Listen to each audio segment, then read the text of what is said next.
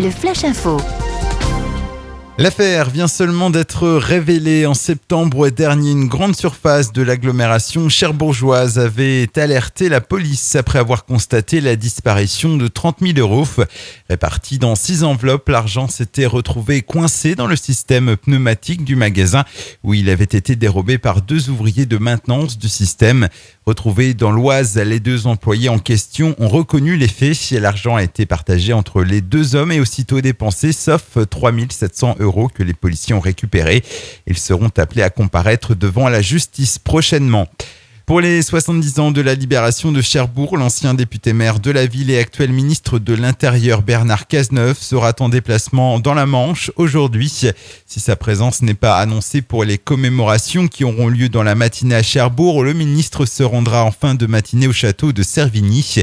C'est dans ce château situé sur la commune d'Yvetot-Bocage que la reddition allemande fut signée. Hier, un mouvement de grève nationale a privé des candidats au permis de conduire de passer l'examen.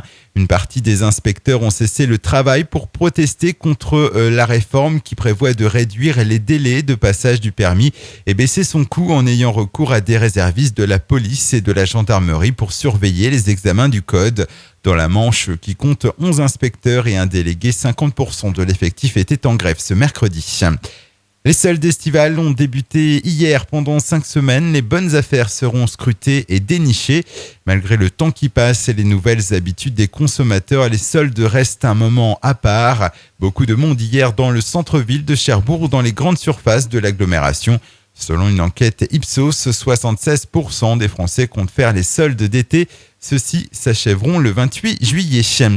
Et puis le diplôme national du brevet débute aujourd'hui pour 6127 collégiens du département. D'ici à vendredi soir, ces derniers composeront français, mathématiques, histoire, géographie et éducation civique. Les résultats seront connus le vendredi 4 juillet.